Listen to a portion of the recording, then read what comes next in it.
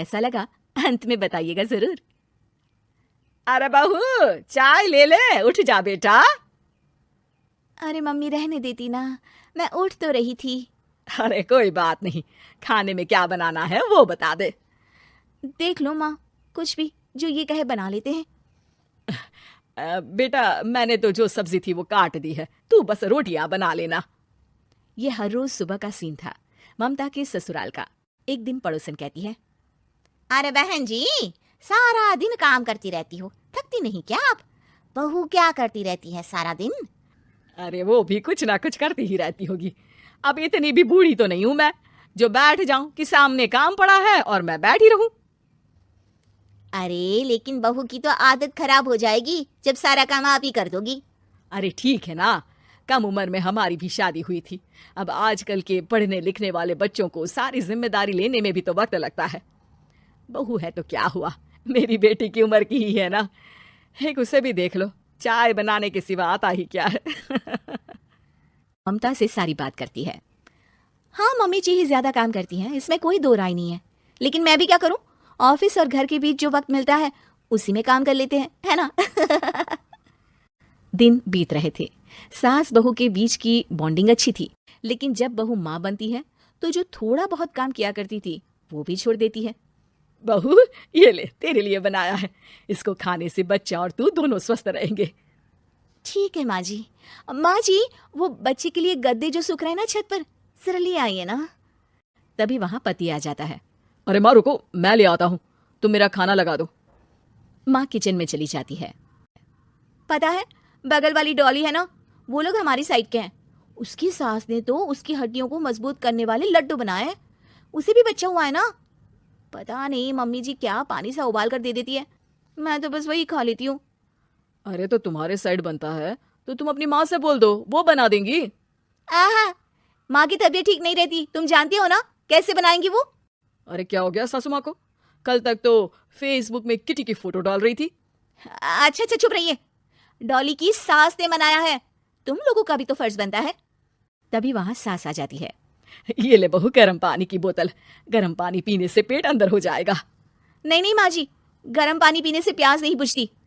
अरे पी लेना बेटा, वो बगल वाली डॉली को तो जानती है ना, जो तुम लोगों के साइड की है। तेरे साथ ही उसका भी बच्चा हुआ था, बेचारे का कोई ख्याल रखने वाला नहीं। सारा काम करती है और रात में बस एक लड्डू खाकर सो जाती है। पेट तो लटक ही गया है और बच्चा तो कितना कमजोर सा है उसका। अच्छा माँ, क्या बात है, डॉली की ये हाल है। क्यों मैडम, क्या कहना है आपका? पता है मुझे, किसी के पास मेरी सास की तरह सास थोड़ी ना है। नहीं नहीं बेटा, ऐसा नहीं है, मेरे लिए तो तुम सभी मेरे बच्चे जैसे ही हो। ममता को समझ में नहीं आता कि वो सास में कैसे कोई बुराई निकाले, क्योंकि हर कोई उससे उसकी सास की तारीफ ही किया करता था। एक रोज ममता के घर उसकी ननद आती है। अरे भाभी, मुन्नी को तो 6 महीने हो गए, आप अभी भी बेड पर हो।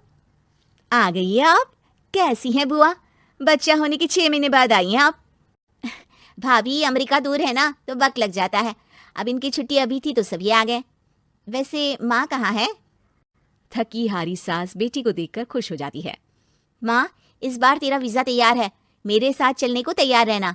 हाँ बेटा, मैं तैयार हूँ। अरे ऐसे कैसे माँ, मैं कैसे मैनेज करूंगी? कैसे मतलब? जैसे मैंने किया अमेरिका में, आप इंडिया में कर लेना। वैसे आपका तो मायका भी पास ही में है ना। हाँ वो तो है, लेकिन वहाँ माँ के पास वक्त नहीं होता, ईश्वर भक्ति में उनका सारा समय चला जाता है। भाभी, बेटी परेशान हो तो माँ का ध्यान आरती में कैसे लग सकता है? समझ में ही नहीं आता। वैसे भी अब माँ को मैं अपने साथ ले जा रही हूँ, माँ को विदेश घूमने का शौक है ना। ममता मन मारकर चुप हो जाती है, लेकिन मन ही मन सोचती है कि वो कैसे सारा काम मैनेज करेगी। पति का खाना, नाश्ता, मुन्ने को नहलाना धुलाना, फिर रात भर इसके लिए दूध तैयार करना। माँ तो सारा काम करती थी, हे भगवान, ना भाई ना। क्या हुआ भाभी, क्या सोचकर ना भी ना कर रही हो? अरे कुछ नहीं, बस बच्चे के बाद से कमजोरी ज्यादा हो गई है ना, तो अचानक से बड़बड़ाने लगती हूँ मैं। अगले दिन ममता अपनी माँ को फोन करती है। राधे राधे। माँ मैं क्या करूँ, मेरी सास तो अमेरिका जा रही है बेटी के पास, अब घर का सारा काम, बच्चा सब कैसे मैनेज करूंगी। तू आ जाना माँ कुछ महीनों के लिए मेरे पास। अरे ना ना ममता, मेरे बस की बात नहीं है काम धाम। अरे तू तो जानती है ना, मैंने तो तेरे भाई की शादी भी गरीब गांव की लड़की से इसीलिए ही की थी कि वो चुपचाप घर का सारा काम करे। वैसे भी अब तो आदत भी नहीं रही मेरी काम करने की। ममता को माँ पर बहुत गुस्सा आता है। ठीक है माँ, देख लूंगी मैं, लेकिन मेरी मुसीबत के वक्त आप मेरा साथ नहीं दे रही है, अब भूल जाना मुझे। ममता गुस्से में आकर फोन रख देती है और रोने लगती है, लेकिन बेचारी करे भी तो क्या। अब सास और ननद दोनों घर का काम करते, नेहा आराम करती, लेकिन अब आराम में भी उसे चिंता रहती। और फिर वो दिन भी आ जाता है जब ननद का जाने का वक्त आ जाता है।